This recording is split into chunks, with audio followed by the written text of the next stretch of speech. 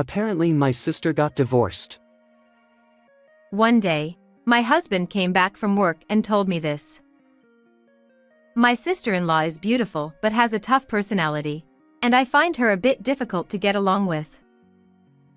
Her husband seemed a kind person, so I wonder why they got divorced. My husband hasn't heard the reason himself, as it was just hearsay from his mother. Oh. Did your sister have a job?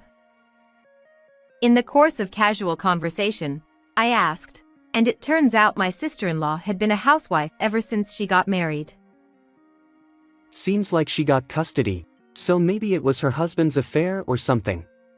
It's hard to imagine her husband doing something like that, but well, there might have been things between them that we don't know about. If she doesn't work and gets custody, it will be tough for her for a while, I said, listening as if it were someone else's business. Even though she's my sister-in-law, I haven't met her much, and she lives in a different state. Looking back now, this was the beginning of it all. My name is Sandy. I'm 31 years old and in my 3rd year of marriage. Until we have children, I want to keep working as usual, so I've been working hard at the venture company where I've been employed. My husband, Keith, is the same age as me and was my college classmate. We reunited a few years ago when we went to see the circle's activities together after being invited by friends. We were both single at the time, so we started spending more time together, which eventually led to dating and marriage. Our wedding was also a wonderful memory. My sister-in-law and her family attended our wedding. They had their 5-year-old daughter with them. Her husband actively came to greet us and seemed like someone who takes care of his wife and child. I thought he seemed a bit timid, like he might be under his sister-in-law's thumb. However, he had a gentle demeanor and I remember him being a good person. A few days after hearing that my sister-in-law got divorced, my husband told me the reason behind it. Apparently, her husband had been having an affair with a younger colleague from work and abandoned his wife and child. He forced her to sign the divorce papers and even canceled the lease on the apartment they were renting without her consent. As a result, she has to move out by the end of this month, and my sister-in-law is desperately looking for a new job and a new place to live. It's surprising because he didn't seem that kind of person. It goes to show that looks can be deceiving, or maybe he was just good at putting on a facade. It's really unexpected for things to turn out like this all of a sudden. My sister-in-law must be going through a lot, having to find a new job and a new place to live.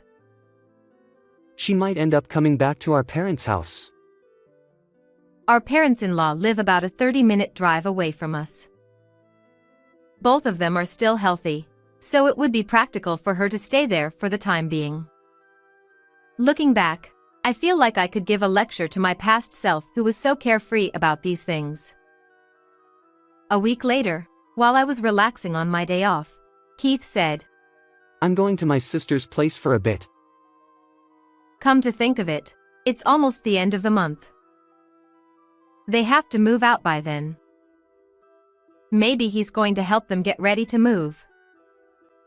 In my relaxed state, I absent-mindedly thought about that and sent my husband off with a casual take care in a somewhat absent-minded tone. A few hours later, while having a late lunch, Keith came home. Welcome back, I said, heading towards the entrance, only to be greeted by a surprising sight. Huh? Sister-in-law? What's all this luggage?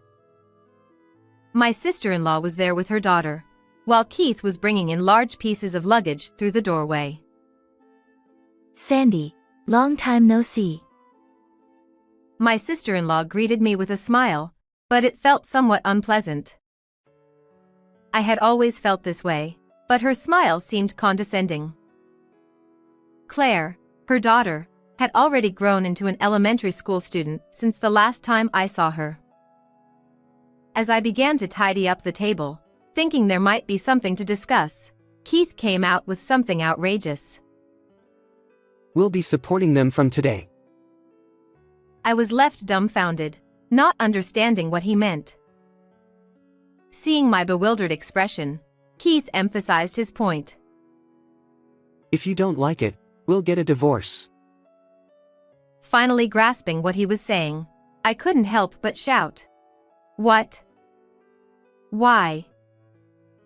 At that moment, both Keith and my sister-in-law looked at me with sharp eyes. No, even if they look at me like that, it's insane to just go along with it, isn't it? I didn't know what to ask next, and no words came out. Then Keith started talking on his own. My sister is going through a tough time right now. She got divorced because of her husband's affair, and they haven't even discussed alimony or child support. It's not easy for her to work either, especially with Claire still in elementary school, you know. While I sympathize with her situation of being divorced because of an affair, to be frank, there are plenty of people like that in the world. Even with a child in elementary school, many people manage to work. Certainly, it must be tough if she just got divorced and hasn't secured a job or a home yet, but supporting them? In just a few seconds, my mind raced through various possibilities until I reached a conclusion. Oh, I see. So, you mean they'll be living here for a while? Right, Keith just didn't explain it well. Until she finds a job and a place to live, they'll stay here for a bit. If only he'd said that. Honestly, Keith always struggles with choosing his words. Just as I was relieved. Huh? What are you talking about? Well, maybe until Claire becomes an adult. Upon hearing those words, my sister-in-law nodded in agreement. Wait, is that even a thing? I thought it was a pretty silly question coming from me, but I blurted it out. But they're family and they're in trouble. Are you saying we should just ignore them? I didn't say that. Why support them until the child becomes an adult? Is my sister-in-law not planning to work until then? And is it just unconditional support without any plans for repaying once she finds a job or contributes to living expenses? Why on earth? Why did you decide something like that on your own? Then, for some reason, he began speaking in a condescending tone. Well, because I'm the head of this household. It's my responsibility to decide who lives here and how we manage our finances, isn't it? That's one of Keith's flaws. It's like there's a switch in him that suddenly turns on his condescending attitude. And usually, it leads to something troublesome. He's the type of person who strangely feels responsible for everything and insists on leaving everything to him without any basis. Back in our student days, there were many situations like that, and he wasn't even considered as a potential boyfriend. But since we reunited, that aspect seemed to have disappeared. I thought he had learned from his experiences as he got older, but it seems like that's not the case after all. Keith comes up with his own family plan. If we have children, my experienced sister can take care of them, so you can immediately return to work after giving birth, Sandy. Claire can also become like a big sister. Isn't it great? Huh? I don't get it. I have no clue what this person is thinking. Understanding seems impossible. When he says such absurd things, it oddly makes me calmer, and I just replied flatly.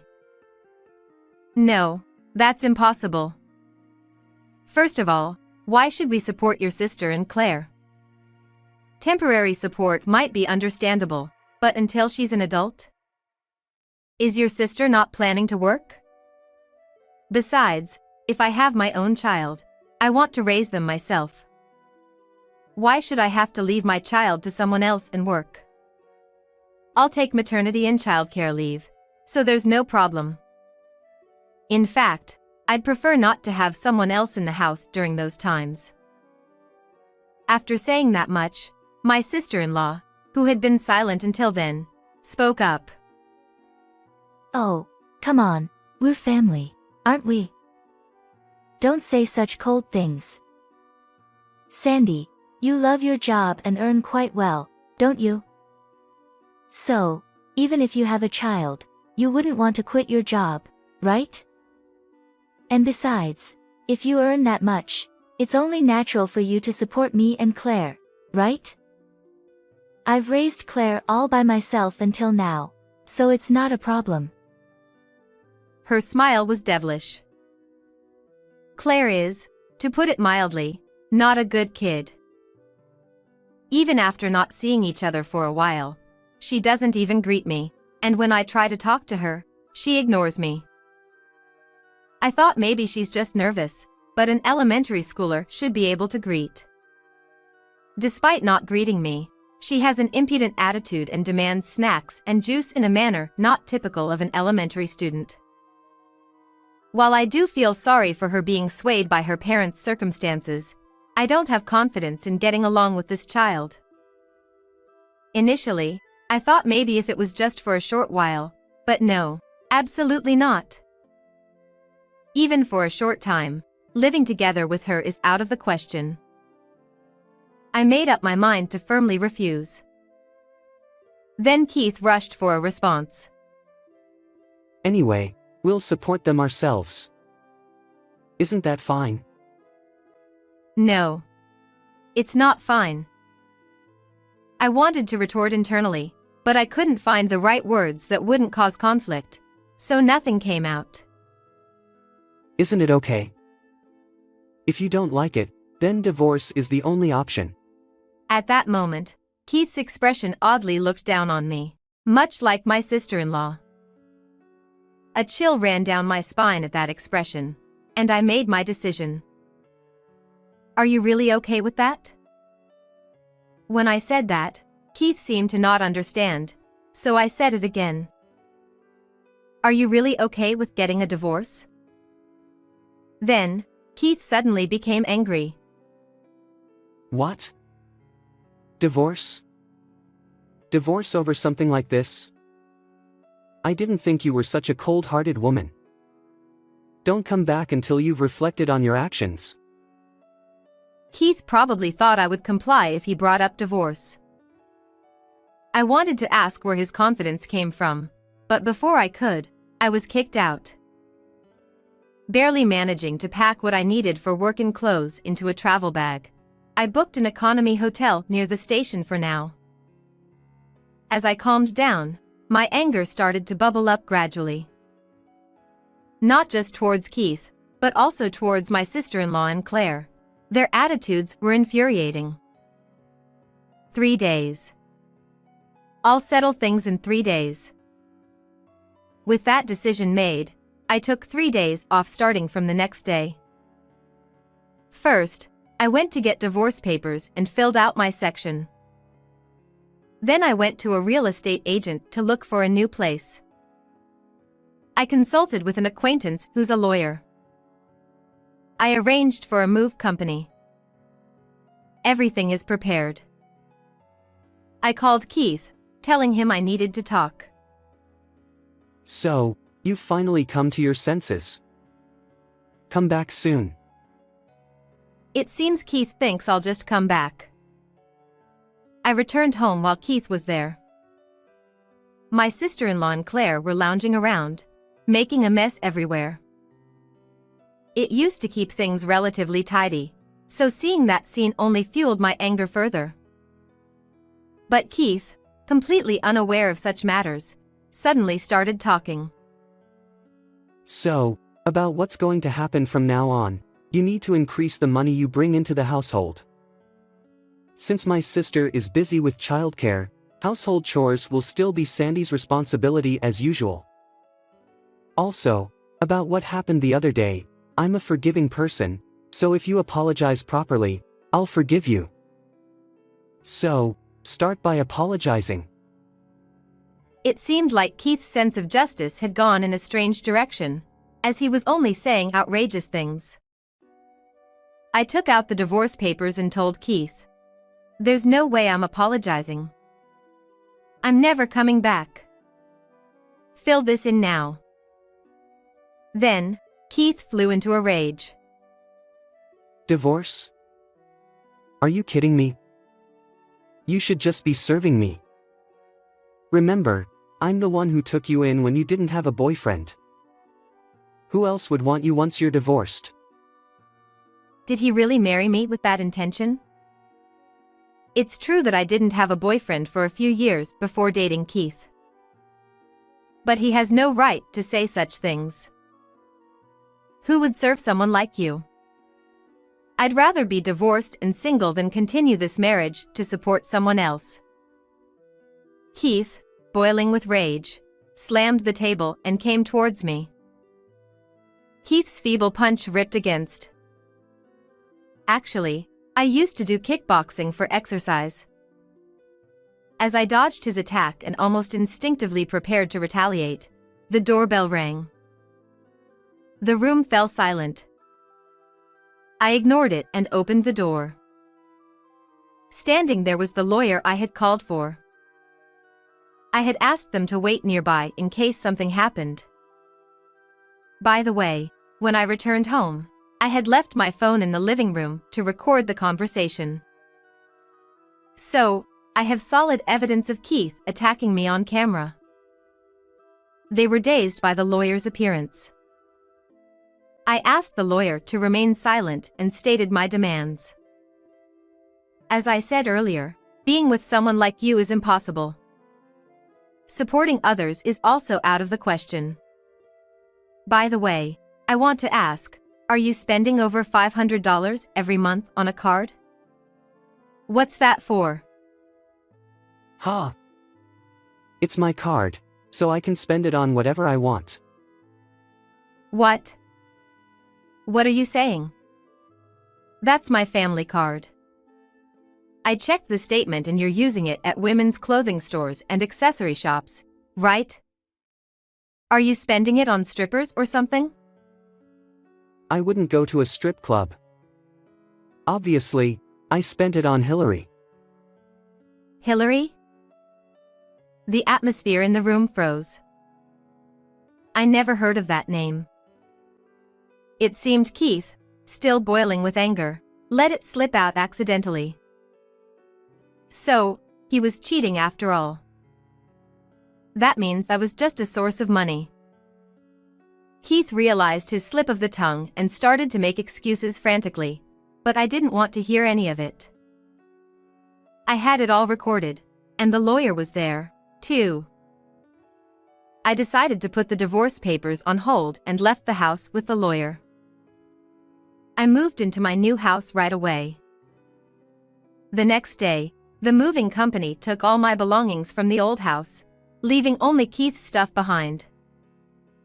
Then, I told him that I would be terminating the lease for this house.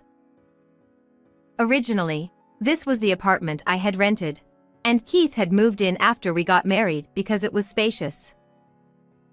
So, canceling the lease was straightforward. Sandy, I only love you. Please think again. Even if he spouted such cliched lines, they didn't affect me at all. Someone like that wouldn't cheat. I've had enough of being used as a walking wallet. Be prepared for various claims from the lawyer later. Hurry up and find a new home and support your sister and niece. I said it with a genuine smile. Afterward, I filed for compensation for his infidelity, added on the amount he squandered, and divided our assets. His affair partner turned out to be a classmate from college. I knew her too. Of course, she also had to pay compensation. By the way, my sister-in-law claimed that her husband cheated on her, but it turns out she was the one having an affair, which led to the divorce. As for why her kind husband didn't take custody of their daughter, it's because Claire was actually the child of her affair partner. Naturally, my sister-in-law was the one being sued for compensation. She was kicked out by her parents when they found out about it. No wonder she didn't go back home. It seems Keith formed a bond with his sister and was fueled by a strange sense of righteousness to protect my sister-in-law. My in-laws were utterly appalled by the fact that both siblings divorced due to infidelity, but they were closely monitored and called back home for re-education. My sister-in-law apparently started working in her hometown. As for me, the compensation is being paid promptly every month. I'm relieved I'm not being exploited anymore. Now, let's go to work with enthusiasm and do my best today.